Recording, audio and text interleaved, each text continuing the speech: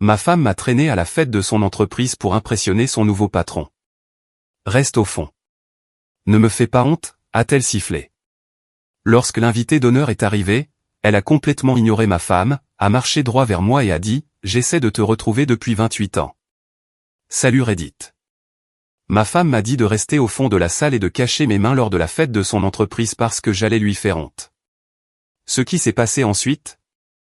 Personne ne l'avait vu venir. Je m'appelle Lucas, 45 ans, un homme. J'étais marié à Audrey depuis 18 ans. Ce soir-là, elle avait passé tout le trajet depuis notre maison à me dresser une liste de contrôle des choses que je n'avais pas le droit de faire, ne pas parler de soudure, ne pas évoquer l'atelier, ne pas serrer les mains trop fort, ne pas manger quoi que ce soit de salissant, et ne pas me tenir trop près des cadres. L'entreprise célébrait une grosse fusion, et la femme qui avait financé toute l'affaire était censée faire une apparition.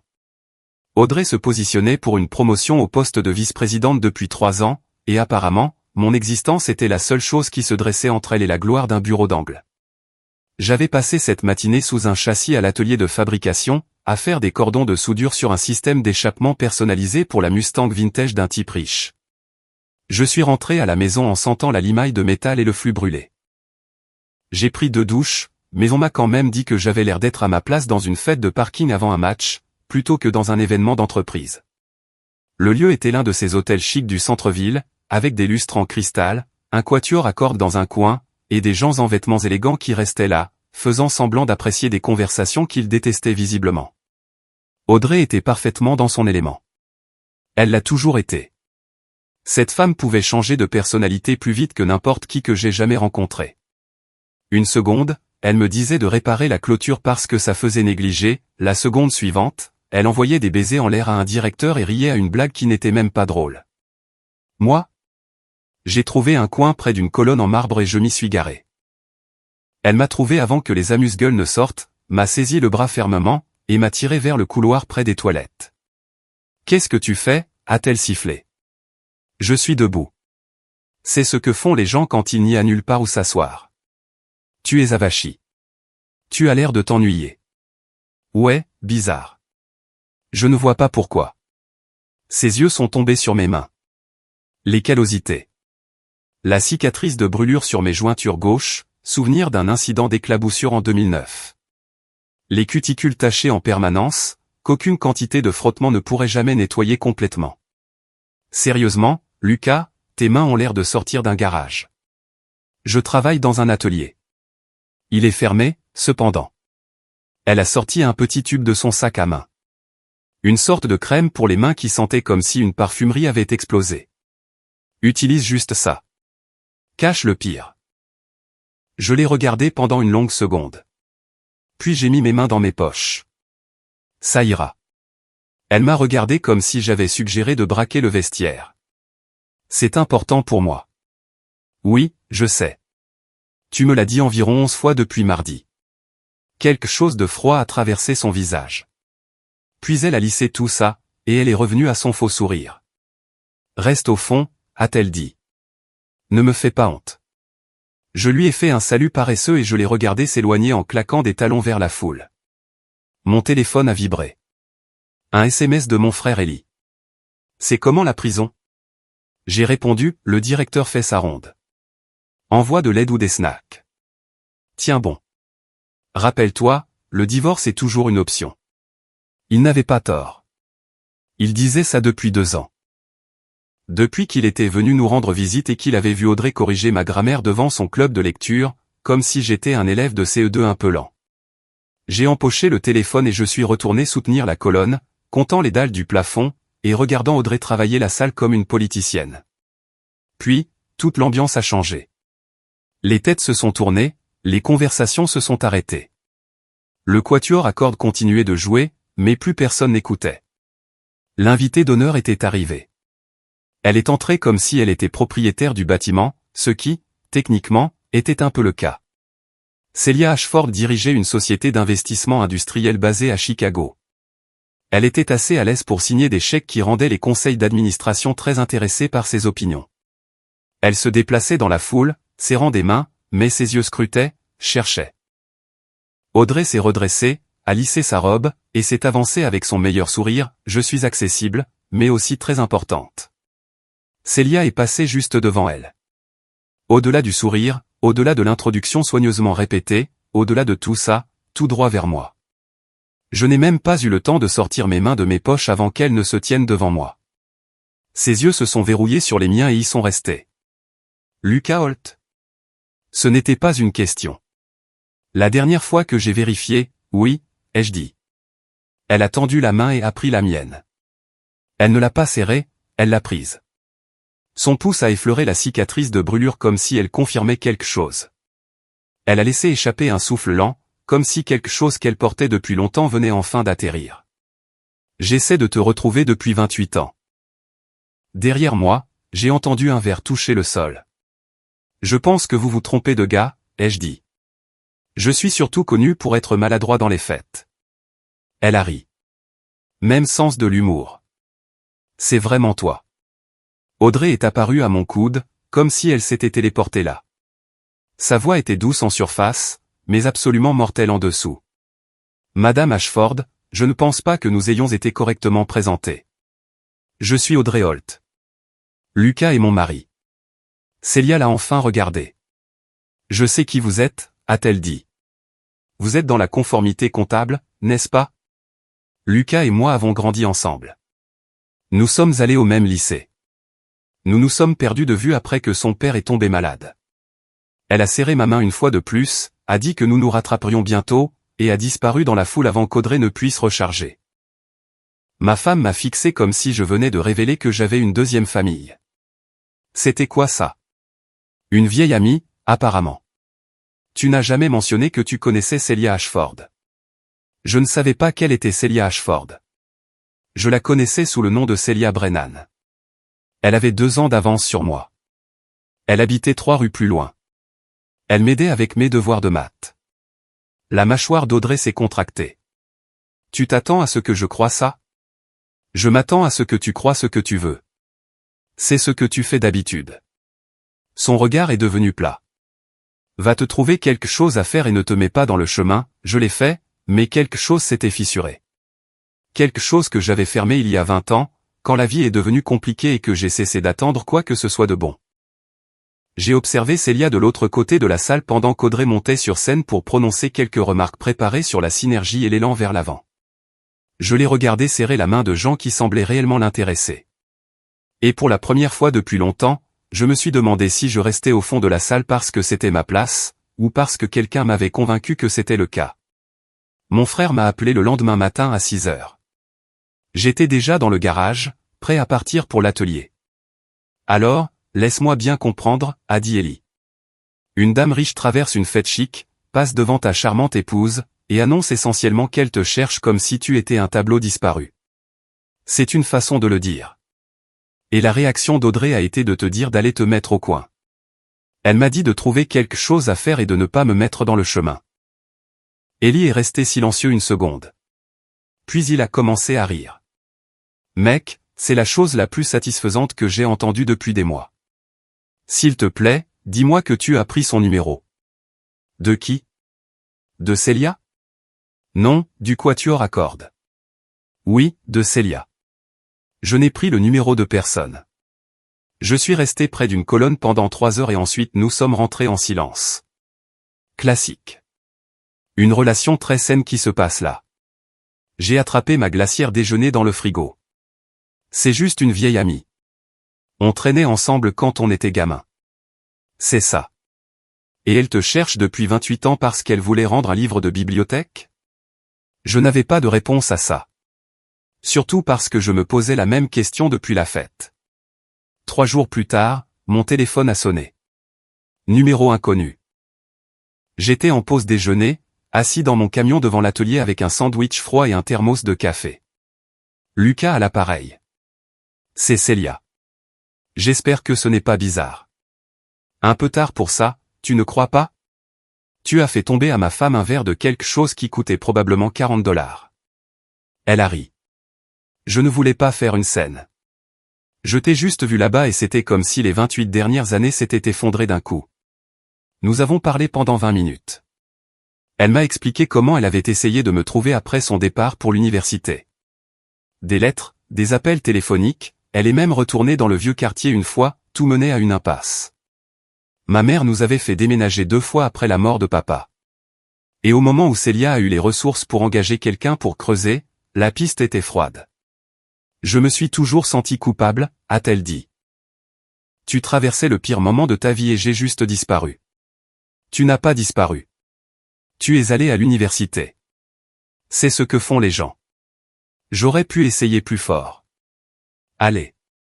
Tu avais 18 ans. J'en avais 17. On était des gamins. Silence. Puis, tu as une voix différente. Plus calme que prévu. 30 ans de soudure, ça vous fait ça. Difficile de rester sur les nerfs quand on essaie de ne pas s'immoler par le feu. Elle a suggéré que nous prenions un café, pour rattraper le temps perdu correctement. Je lui ai dit que j'y réfléchirais, ce qui voulait dire que je réfléchirais à la façon d'expliquer ça à Audrey sans déclencher la Troisième Guerre mondiale. Eh bien, je n'ai pas eu à le faire. Quand je suis rentré ce soir-là, Audrey était assise à la table de la cuisine avec sa mère, Zoé, ce qui n'était jamais bon signe. Zoé m'a regardé comme elle le faisait toujours, comme si j'étais une tache qu'elle ne pouvait pas effacer d'une nappe autrement jolie. Lucas, a dit Zoé. Nous devons parler de ta petite amie. Ma petite amie? Audrey a fait glisser une impression sur la table. C'était une capture d'écran du site web de l'entreprise de Célia, sa biographie, l'estimation de sa valeur nette, la totale. Elle vaut 18 millions de dollars, a dit Audrey. Et il se trouve qu'elle t'a trouvé par hasard à la fête de mon entreprise. La fête de ton entreprise, c'est ça? J'avais oublié que je n'étais que l'accompagnateur. Zoé s'est penchée en avant. Ne fais pas le malin. Cette femme sort de nulle part, fait une scène, et maintenant, soudainement, elle appelle ton téléphone. On dirait que tu essaies de monter en gamme. Je l'ai fixé, puis Audrey, puis je suis revenu à Zoé. Premièrement, elle m'a appelé une fois pour dire bonjour. Deuxièmement, je ne dois d'explication à aucune de vous deux pour avoir eu une conversation avec quelqu'un. Les yeux d'Audrey sont devenus froids. Tu es sur la défensive. Je suis précis. Il y a une différence. Si tu n'as rien à cacher, alors pourquoi agis-tu comme ça? Agir comme quoi? Comme un type qui a le droit d'avoir une conversation? Zoé a émis un petit bruit de désapprobation. C'est exactement ce contre quoi je t'avais mis en garde, Audrey. Les hommes de la classe ouvrière ne comprennent pas comment fonctionne l'image. Il va te faire honte. J'ai attrapé mes clés sur le comptoir. Je vais chez Ellie. Amusez-vous bien avec votre réunion stratégique. Audrey s'est levée. Tu pars sérieusement maintenant? Ouais. Nous n'avons pas fini de parler. Nous ne parlions pas. Tu faisais équipe avec ta mère contre moi à propos d'une femme que je n'ai pas vue depuis 3 décennies. C'est une embuscade. Je suis parti. J'ai conduit directement jusqu'à l'appartement d'Ellie, de l'autre côté de la ville. C'était un 2 pièces au-dessus d'un pressing qui sentait toujours vaguement la vapeur et les produits chimiques industriels. Il vivait là depuis 6 ans et ne montrait aucun signe de départ. Il a ouvert la porte en pantalon de survêtement et avec un t-shirt qui disait « Je ne suis pas paresseux. Je suis en mode économie d'énergie ». Ses cheveux rebiquaient d'un côté comme s'il avait fait la sieste sur le canapé. Il a jeté un coup d'œil à mon visage et s'est écarté. Le frigo est plein. Le canapé est libre. Tu veux me dire ce qui s'est passé ou juste t'asseoir là et décompresser? Option B pour l'instant. Il a hoché la tête. Respect. Je vais faire des sandwichs. Ellie avait 3 ans de moins que moi, mais semblait toujours être le grand frère. Il avait traversé son propre divorce il y a 4 ans. Pas d'enfant, heureusement. Il gérait ça comme il gérait tout, avec des blagues nullées en allant de l'avant. Nous sommes restés assis en silence pendant environ 10 minutes. Lui mangeant des chips, moi fixant le mur. Finalement, il a dit, « Alors, elle est à fond sur toi, non? » Quoi? La dame riche. Célia. Elle est totalement à fond sur toi. C'est une vieille amie. On partageait nos devoirs. Ellie a eu un petit sourire en coin. Ce sourire qui dit qu'il sait quelque chose que j'ignore. Ouais. Et moi, je suis le pape. Mec, arrête tes conneries. Les femmes ne cherchent pas des hommes pendant 28 ans pour des devoirs. Ce n'est pas comme ça que ça marche. Tu ne sais pas de quoi tu parles. Je sais ce que j'ai vu sur ton visage quand tu m'as parlé d'elle. Ce n'était pas, oh, cool. Une vieille amie. C'était, oh, non. Les sentiments sont revenus. Je n'ai pas répondu, mais j'ai pensé à la façon dont elle m'avait tenu la main à la fête. La façon dont sa voix sonnait au téléphone. La façon dont elle avait ri à ma blague stupide sur le fait d'être nulle en soirée. La façon dont elle avait dit, quand tu seras prêt à compliquer les choses, fais-le-moi savoir. Ellie s'est penchée en arrière et a croisé les bras. Tu sais quel est ton problème? Je suis sûr que tu vas me le dire. Tu as passé 18 ans avec une femme qui te faisait te sentir petit, et maintenant quelqu'un débarque et te voit vraiment. C'est effrayant. Je comprends. Mais c'est aussi une chance de changer les choses. Une chance de quoi? D'arrêter de te contenter de peu? D'arrêter de rester au fond? D'arrêter de laisser des gens comme Audrey et sa mère cauchemardesque te traiter comme si tu avais de la chance d'être en leur présence. Je l'ai regardé. Quand es-tu devenu si sage? Je ne suis pas sage. Je suis juste divorcé. C'est comme la sagesse, mais en plus triste. J'ai failli rire. Il avait raison cependant, sur toute la ligne. Puis ceci est arrivé. Je n'ai pas cherché les problèmes sont venus me chercher sous la forme d'une enveloppe manquante. Chaque trimestre, comme une horloge, un relevé épais arrivait dans la boîte aux lettres. Mon plan d'épargne retraite, 401K, le résumé de ma pension de l'époque où je travaillais à l'usine avant de devenir indépendant. De la paperasse ennuyeuse à laquelle je ne pensais jamais beaucoup parce que cela signifiait que les choses fonctionnaient comme elles le devaient. Cette enveloppe n'était pas arrivée depuis 8 mois. Au début, je me suis dit que c'était probablement en ligne maintenant. Tout était en ligne de nos jours. Mon pote de l'atelier, un gars nommé Russ qui soudait depuis que Carter était président, avait dit que sa femme avait passé tous leurs trucs en numérique. Ça économise du papier, avait-il dit. Ça veut aussi dire que je ne sais jamais ce qui se passe avec mon argent. Mais bon, les arbres. Audrey s'occupait toujours des finances. C'était logique au début. Elle avait le diplôme de commerce.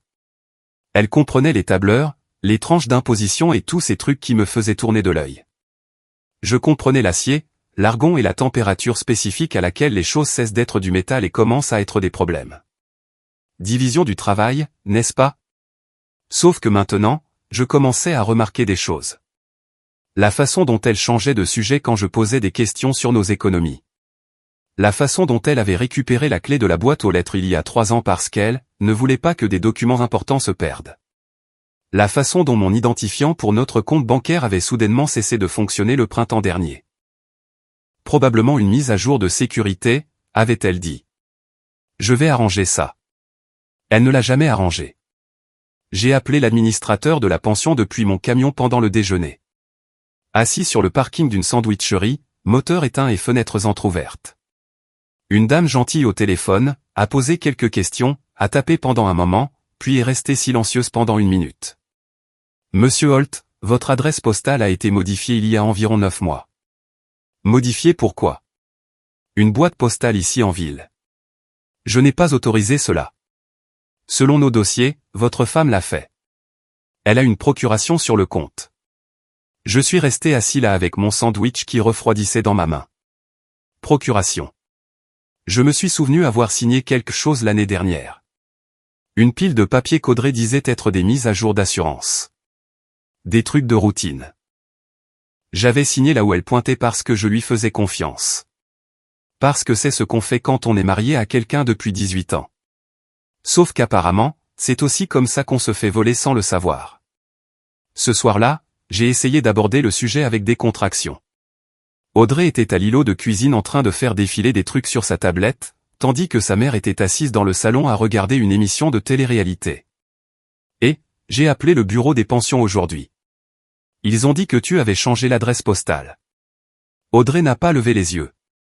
L'ancienne adresse recevait trop de publicité mélangée. J'ai rationalisé ça avec une boîte postale. À laquelle je n'ai pas accès. Tu perdrais la clé. Tu perds tout. J'ai laissé ça reposer 1 seconde. Ils ont aussi dit que tu avais une procuration. Là, elle a levé les yeux. Quelque chose a vacillé sur son visage. On a passé ça en revue. C'est plus facile pour les impôts. On a passé en revue des formulaires d'assurance. Tu n'as pas mentionné prendre le contrôle légal de mes comptes de retraite. La voix de Zoé a flotté depuis le salon. Ne sois pas dramatique, Lucas. Audrey est l'esprit financier de cette maison. Elle protège juste tes intérêts. Mes intérêts? C'est ça. C'est drôle comme protéger mes intérêts signifie que je ne peux pas voir mon propre argent. Audrey a posé sa tablette. De quoi m'accuses-tu exactement? Je ne t'accuse de rien. Je pose des questions. Tu remets en question mon jugement, mon intégrité, devant ma mère. Ta mère s'est invitée elle-même dans la conversation. Zoé est apparue dans l'encadrement de la porte. J'essaie d'aider. Quelqu'un doit faire fonctionner cette famille. Cette famille fonctionnait très bien avant que tu ne commences à te pointer tous les week-ends pour me dire que ma pelouse ressemble à une décharge. Audrey s'est levée. Ça suffit. Tu es paranoïaque et tu es impoli. Je vais me coucher. Montre-moi les relevés d'abord. Pardon? Montre-moi les relevés. Si tout va bien, montre-moi. Connecte-toi tout de suite. Laisse-moi voir les chiffres. Elle m'a fixé. Je l'ai fixé en retour. Finalement, elle a dit, je n'ai rien à te prouver. Elle est montée à l'étage. Zoé a suivi, me lançant un regard qui aurait pu faire cailler du lait. Je suis resté dans la cuisine pendant un long moment. Puis j'ai pris mon téléphone et j'ai appelé Ellie. Tu avais raison, ai-je dit quand il a décroché. À propos de quoi? Quelque chose ne va pas, et j'ai besoin de découvrir à quel point ça ne va pas. Célia m'a retrouvé dans une crêperie près de la route 47. Elle est arrivée en jean et pull simple, sans maquillage, ne ressemblant en rien à la cadre raffinée de la fête. Elle s'est glissée dans la banquette en face de moi et a commandé un café. Merci de me rencontrer, ai-je dit. Je sais que c'est bizarre. Tu as appelé et dit que tu avais besoin d'aide. Ce n'est pas bizarre. C'est ce que font les amis. Je lui ai tout exposé. Les relevés manquants, le changement d'adresse, la procuration que je ne me souvenais pas avoir autorisée. La façon dont Audrey esquivait chaque question. Célia a écouté sans m'interrompre. Quand j'ai fini, elle a sorti une carte de son sac et l'a fait glisser sur la table. C'est un type à qui j'ai déjà fait appel. Expert comptable judiciaire. Il est discret, minutieux. Dis-lui que je t'envoie. J'apprécie. Je ne sais même pas ce que je cherche. Des réponses. C'est ce que tu cherches. Que la réponse soit bonne ou mauvaise, tu as besoin de savoir ce qui se passe réellement avec ton argent. J'ai empoché la carte. Je peux te demander quelque chose? Toujours. Pourquoi m'as-tu vraiment cherché toutes ces années? Elle est restée silencieuse un moment, à remuer son café même si elle n'y avait rien ajouté. Parce que tu étais la seule personne qui ait jamais été honnête avec moi. Quand j'avais 17 ans et que j'étais pleine de moi-même, tu m'as dit que je me comportais comme une idiote avec ma petite sœur. Quand mon père est mort l'année après le tien, tu es venu aux funérailles. Même si nous ne nous étions pas parlé depuis des mois. Elle a levé les yeux vers moi. Les gens comme moi passent beaucoup de temps entourés de gens qui veulent quelque chose. Tu n'as jamais rien voulu. Tu étais juste là. Je ne savais pas quoi répondre à ça. Alors, j'ai dit la seule chose à laquelle je pouvais penser. Je voulais quelque chose. Je ne te l'ai juste jamais dit. Elle a souri, un sourire doux et triste. Je sais. J'avais trop peur de demander. Nous sommes restés assis là un moment, sans parler. Juste deux personnes qui avaient perdu 28 ans à cause du timing et de la vie qui s'était mise en travers. Finalement, j'ai dit, je devrais probablement voir si ma femme me vole avant de compliquer davantage les choses. Célia a ri. Probablement intelligent. Mais Lucas? Ouais. Quand tu seras prêt à compliquer les choses, fais-le-moi savoir. L'expert comptable judiciaire était un type nommé Stanley. Milieu de la soixantaine. Le genre de visage qui dit qu'il a vu assez de calculs louches pour être déçu en permanence par les gens. Nous nous sommes rencontrés à son bureau. C'était un petit espace au-dessus d'une imprimerie, rempli de classeurs et de piles de papier qui semblaient être là depuis l'administration Reagan. Je lui ai apporté tout ce que j'avais réussi à obtenir. Des copies de relevés que j'avais demandées directement aux institutions. Des confirmations par email que j'avais imprimées à la bibliothèque. des dossiers bancaires arrivaient en courrier recommandé à l'adresse d'Eli parce que je ne pouvais plus faire confiance à ma propre boîte aux lettres. 3 heures et 4 tasses de café horrible plus tard, il avait une chronologie. Il l'a disposée sur une feuille de papier, chaque élément relié par des flèches dessinées à la main. Au cours des 2 dernières années, Audrey avait changé le bénéficiaire de mon 401K de moi à sa mère. Pas progressivement, mais d'un coup. Il y a 8 mois, à peu près au moment où le relevé a cessé d'arriver, elle avait ouvert une ligne de crédit sur valeur domiciliaire dont j'ignorais l'existence pour 32,000 $, signé mon nom sur la demande ou assez proche de mon nom pour que la banque ne pose pas de questions. Elle avait transféré 15,000 $ de nos économies communes vers un compte personnel dans une banque du comté voisin, une banque dont je n'avais jamais entendu parler. Elle avait ajusté mes pourcentages de cotisation sans me le dire, retirant de l'argent avant même qu'il n'atteigne le fonds de retraite, et crémant le dessus, en gros. Quelques centaines ici, quelques centaines là. Rien qui ne déclencherait une alerte. Tout était conçu pour avoir l'air normal si on ne faisait pas attention. Exposition totale, a dit Stanley en glissant un papier sur le bureau. Environ 67,000 $. Ça pourrait être plus selon ce qu'elle a caché d'autre. J'ai fixé le chiffre. 67,000 $. C'était 6 ans d'économie. C'était chaque heure supplémentaire que j'avais travaillé depuis 2019. C'était les vacances que nous n'avions jamais prises parce que nous devions être responsables. C'était le nouveau camion que je n'avais pas acheté parce que nous ne pouvions pas nous le permettre pour le moment. Qu'est-ce que je fais avec ça? Il s'est adossé à sa chaise. C'est à vous de voir. Mais je dirais de ne pas lui mettre la puce à l'oreille tant que vous n'avez pas tout aligné. Elle a été prudente, patiente. C'est un plan. Elle travaille probablement là-dessus depuis 3, peut-être 4 ans si je devais deviner. Pourquoi ferait-elle ça? Il a haussé les épaules. Stratégie de sortie.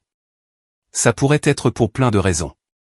Peut-être qu'elle prévoit de partir. Peut-être qu'elle a des dettes que vous ignorez. Peut-être qu'elle aime juste avoir le contrôle. Quoi qu'il en soit, vous êtes celui qui se fait dépouiller et elle est celle qui tient le balai. J'ai appelé Ellie sur le chemin du retour, assis dans mon camion devant le pressing sous son appartement, et je lui ai tout raconté. Oh purée, a-t-il dit. Elle planifie ça depuis des années. On dirait bien. Qu'est-ce que tu vas faire? Je vais attendre, rassembler plus d'infos, et quand le moment sera venu, je vais m'assurer qu'elle ne pourra pas transformer ça en autre chose.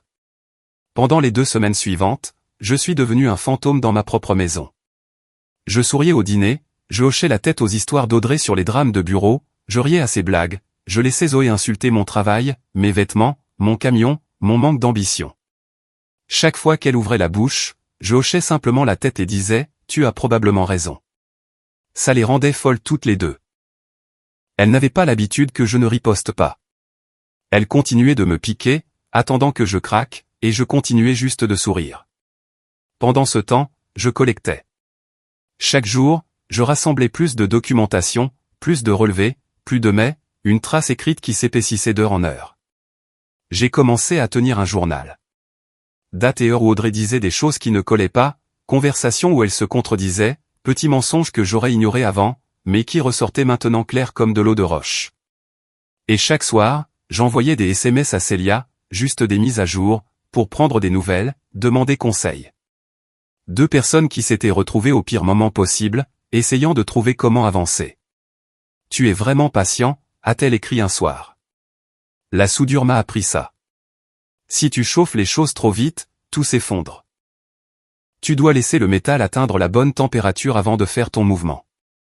Et quand tu es prêt, alors je monte le feu. 3 jours avant le dîner d'entreprise, Ellie est venue m'aider à préparer la présentation. Nous nous sommes assis à sa table de cuisine avec mon ordinateur portable et une pile de documents imprimés. Tu es sûr de toi, a-t-il demandé. Ça va faire exploser toute sa vie. Elle a fait exploser la mienne en premier. Il a hoché la tête lentement. Juste. Tu veux que je sois là? Oui, je veux un témoin. Et je veux quelqu'un qui puisse m'empêcher de faire quelque chose de stupide. Il a souri. Je ne peux pas promettre cette deuxième partie, mais je serai certainement là pour la première. L'invitation est arrivée un lundi, dîner annuel de leadership. Audrey allait recevoir une sorte de prix de reconnaissance pour son travail sur l'intégration de la fusion. Son nom était imprimé en lettres dorées à côté de mots comme « intégrité » et « excellence corporative ». L'ironie était assez épaisse pour s'étouffer avec. Elle m'a dit que je n'avais pas besoin de venir. Elle a dit que c'était surtout un truc de travail. Les conjoints étaient facultatifs. Je lui ai dit que je serais là quand même. La dispute a duré 15 minutes. Elle a essayé tous les angles. Tu vas t'ennuyer. Tu ne connaîtras personne. Tu détestes ces trucs. Tes mains sont horribles en ce moment. Ma mère pense que tu devrais rester à la maison. J'ai juste hoché la tête à chaque argument et dit que je serais là quand même. Finalement, elle a arrêté de discuter et est passée en mode limitation des dégâts.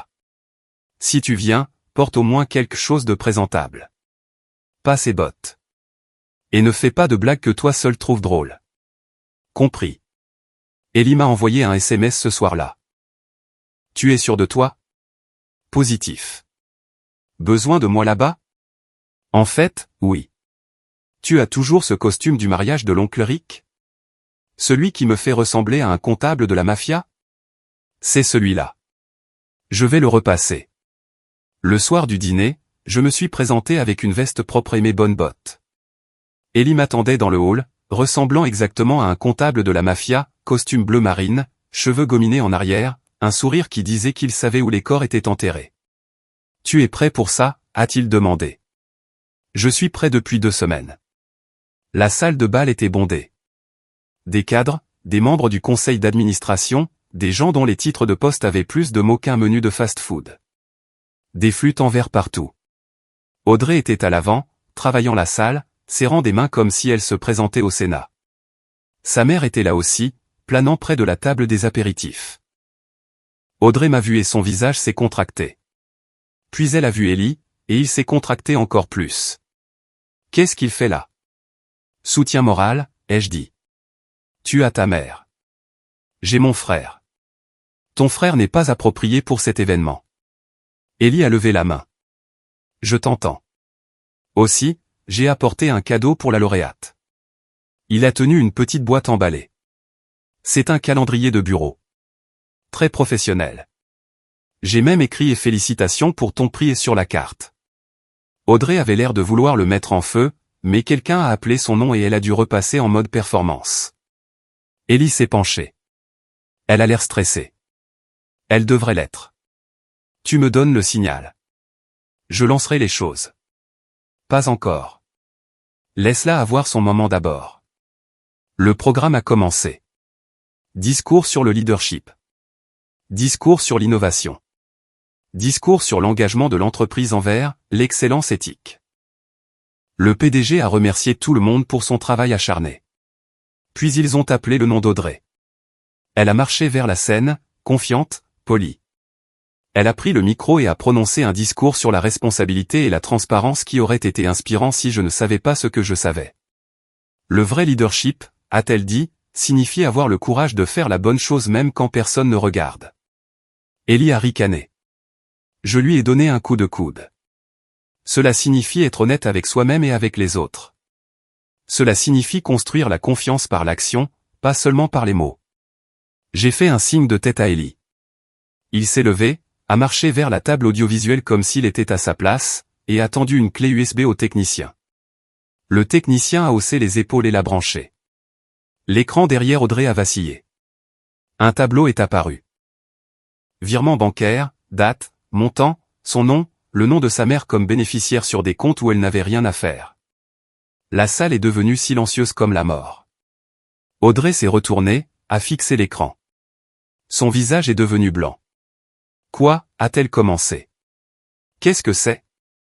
Quelqu'un a demandé depuis la table de devant, a dit un membre du conseil. Je me suis levé lentement. Toutes les têtes dans la salle se sont tournées vers moi. Ça, ai-je dit, c'est un résumé des modifications financières non autorisées apportées au compte à mon nom au cours des 2 dernières années. Procuration obtenue sans consentement éclairé. Changement de bénéficiaire que je n'ai jamais approuvé. Transfert de fonds que je n'ai jamais autorisé. La voix d'Audrey est sortie étranglée. Lucas, qu'est-ce que tu fais? Je suis transparent. Tu adores ce mot, non? Transparence. Je me suis dit que j'allais t'en donner un peu. De l'autre côté de la salle, Zoé s'est levée. Son visage était rouge vif. C'est scandaleux. C'est une affaire privée. Vous ne pouvez pas faire ça ici. En fait, je peux. La moitié de ce qui est sur cet écran concerne les programmes d'avantages sociaux de l'entreprise, ce qui est en fait un problème de conformité, ce qui rend cela tout à fait approprié pour un événement d'entreprise. Un membre du conseil s'est levé. Madame Holt, est-ce exact? Audrey fixait toujours l'écran. Sa bouche bougeait, mais rien ne sortait. C'est sorti de son contexte, a-t-elle finalement dit. Mon mari est confus. Il ne comprend pas les questions financières. Je les comprends assez bien pour engager un expert comptable judiciaire. Je les comprends assez bien pour savoir que 67,000 $ ne disparaissent pas juste comme ça. La salle a explosé. Murmure, téléphone sorti. Quelqu'un du service juridique a tiré Audrey à l'écart. Zoé essayait de se frayer un chemin à travers la foule pour rejoindre sa fille. Ellie est apparue à mon coude. Le tableau était une bonne touche. L'idée de Célia, a-t-elle dit. Les visuels aident. Femme intelligente. Nous sommes sortis ensemble pendant qu'Audrey essayait de limiter les dégâts. Ses prix étaient restés sur la table, intacts. Sa carrière gisait en morceaux sur le sol. Dehors, je me suis tenu près de mon camion et j'ai respiré. Mon téléphone a vibré. Célia, j'ai entendu dire que ça s'est bien passé. Ça dépend de ta définition. Mon mariage est fini et ma femme sera probablement au chômage d'ici lundi. Et comment te sens-tu? Plus léger. Les 3 mois suivants furent une démolition contrôlée. Audrey a perdu son emploi en 2 semaines. Les enquêtes pour fraude d'entreprise se fichent de vos évaluations de performance, de vos compétences en réseautage ou du nombre de personnes qui ont aimé vos posts LinkedIn. Quand les chiffres ne collent pas, les chiffres ne collent pas. Zoé a essayé de tourner ça dans tous les sens possibles. D'abord, c'était un malentendu. Ensuite, c'était ma faute pour être un mari difficile. Ensuite, c'était la faute de l'entreprise pour avoir surréagi. Ensuite, c'était la faute de tout le monde sauf d'Audrey. Elle est venue une fois, environ 3 semaines après le dîner, pour récupérer certaines affaires d'Audrey. J'étais dans le garage en train de faire des cartons. Elle est entrée sans frapper, a regardé autour d'elle, puis s'est tournée vers moi. « J'espère que tu es satisfait », a-t-elle dit. « Tu as détruit la carrière de ma fille. Tout ce pourquoi elle a travaillé. Elle l'a détruite elle-même. Tu aurais pu gérer ça en privé. Tu veux dire là où elle pouvait contrôler l'histoire? La tourner jusqu'à ce que, d'une manière ou d'une autre, je sois le méchant? Non merci. » La lèvre de Zoé s'est retroussée. Tu as toujours été en dessous d'elle. Tout le monde le voyait. Ma fille a épousé un soudeur qui ne pouvait même pas réussir à être reconnaissant. Reconnaissant pourquoi? Pour s'être fait voler? Pour s'être fait mentir? Zoé est partie sans un autre mot. J'ai fini de faire les cartons. Ça faisait du bien. Comme nettoyer une plaie. Le divorce a été simple. Paperasse, signature. La maison a été mise sur le marché. J'ai emménagé dans un appartement à l'autre bout de la ville. Petit, calme, à moi. L'argent est revenu en grande partie. L'expert comptable judiciaire avait assez bien fait son travail pour qu'il y ait une trace claire de ce qui avait été pris et où c'était allé. Certaines choses étaient plus difficiles à démêler que d'autres, mais au final, je m'en suis sorti avec environ 52,000 $ sur les 67,000 $ que j'avais perdus. Pas mal, pas génial, mais suffisant pour avoir l'impression de ne pas avoir été complètement aplati. Ellie m'a aidé à déménager, à porter des cartons, et m'a dit que j'avais l'air presque humain maintenant que je ne vivais plus sous la coupe d'Audrey. Tu es bien trop calme à propos de tout ça, a-t-il dit en posant un carton étiqueté truc de cuisine sur mon nouveau comptoir. C'est quoi l'alternative? M'effondrer? Il a hoché la tête. Juste. Alors, quand est-ce que tu invites la dame riche? On y va doucement. Ellie a ricané. Tu y vas doucement depuis 28 ans. À un moment donné, tu dois vraiment faire un mouvement. Il n'avait pas tort. Célia et moi nous tournions autour depuis des mois. 3 semaines après que le divorce a été prononcé, je l'ai invitée à dîner. Pas un dîner, laisse-moi te mettre à jour sur mon divorce. Un dîner, c'est un rendez-vous et nous le savons tous les deux. Elle a dit oui immédiatement, comme si elle attendait que je demande. Nous sommes allés dans un endroit sympa du centre-ville. Célia portait une robe verte, simple, élégante, sans bijoux à l'exception d'un petit collier que j'ai reconnu du lycée. Une petite chaîne en argent avec un pendentif en forme de boussole. Je le lui avais offert pour son 18e anniversaire. Elle l'avait gardé pendant 28 ans. « Tu as encore ça ?» ai-je dit quand elle s'est assise. Elle l'a touché, a souri. Je ne m'en suis jamais débarrassé. J'avais l'impression que ce serait de la malchance de le jeter ou de la chance de le garder. Peut-être les deux. Nous avons parlé. Pas d'argent, ni de vengeance, ni d'Audrey, ni d'aucune des ordures qui avaient envahi ces derniers mois. Nous avons parlé de nos pères, du quartier, de ce que nous voulions faire du temps qu'il nous restait. À mi-chemin du plat principal, elle a tendu la main à travers la table et a pris la mienne. « Tu sais, » a-t-elle dit, « j'avais l'habitude d'imaginer à quoi cela ressemblerait quand nous étions gamins, avant que tout ne devienne compliqué. Manger des pâtes hors de prix dans un restaurant faiblement éclairé. » Elle a ri. Être avec toi sans tout le bruit, sans que le timing soit tout faux. Le timing était vraiment faux. C'est mieux maintenant. Oui, ça l'est. Nous avons fini le dîner, commandé un dessert, et partagé un morceau de tiramisu qui était meilleur que ce à quoi nous nous attendions tous les deux. J'ai payé l'addition. Nous sommes sortis. La nuit était fraîche, claire, avec ce sentiment de début de printemps où tout semble possible. Et puis une voiture a crissé dans le parking. Audrey. Elle a trébuché hors du siège conducteur, l'air d'avoir pleuré pendant des heures. Ses cheveux étaient en désordre. Son mascara coulait. Elle nous a pointé du doigt comme si nous avions personnellement incendié sa maison. « Toi » a-t-elle dit, la voix tremblante. « Tu as tout détruit. » Je me suis avancé légèrement devant Célia. « Audrey, qu'est-ce que tu fais ici ? Qu'est-ce que je fais ici ? Qu'est-ce que tu fais ici avec elle ? L'encre n'est même pas sèche sur les papiers du divorce. Les papiers sont secs depuis 3 semaines, et tu fais une scène. Tu m'as humilié devant tous ceux avec qui j'ai jamais travaillé. J'ai perdu mon travail. Ma réputation. Ma mère ne veut même plus me regarder parce qu'elle a tellement honte. » Célia s'est avancée. « Tu t'es fait ça toute seule quand tu l'as volé. » Les yeux d'Audrey se sont écarquillés. « Ne me parle pas. Tu penses que tu peux juste débarquer et prendre ce qui est à moi. Il n'a jamais été à toi. Tu ne faisais que détenir la paperasse. » Pendant une seconde, j'ai cru qu'Audrey allait frapper. Ses mains tremblaient. Tout son corps vibrait de rage. C'était l'Audrey dont j'avais toujours soupçonné l'existence sous le vernis corporatif. « Tu crois que c'est fini ? » a-t-elle sifflé. « Tu crois que tu peux juste t'éloigner et commencer une nouvelle vie avec ta petite copine du lycée ? Je m'assurerai que tout le monde sache ce que tu as fait. Je vais. » Célia a reculé calmement. Je l'ai vu croiser le regard d'un des serveurs qui était sorti pour une pause cigarette. Elle a dit quelque chose à voix basse, a fait un geste vers Audrey. Le serveur a hoché la tête et est rentré. 30 secondes plus tard, le directeur du restaurant est apparu avec un gars en polo noir qui avait l'air de soulever des voitures au développé couché pour s'amuser. Sécurité privée. « Madame » a dit le directeur, d'une voix calme. « Je vais devoir vous demander de partir. Vous dérangez nos clients. » Audrey s'est retournée brusquement. « Je ne dérange personne. J'ai une conversation avec mon mari. » « Ex-mari » ai-je dit. « Et tu hurles sur un parking. » Ce n'est pas une conversation. Le type de la sécurité a fait un pas en avant. Pas agressif. Juste là. « Madame, c'est une propriété privée. Vous devez partir ou nous appelons la police. » Son visage est devenu pâle.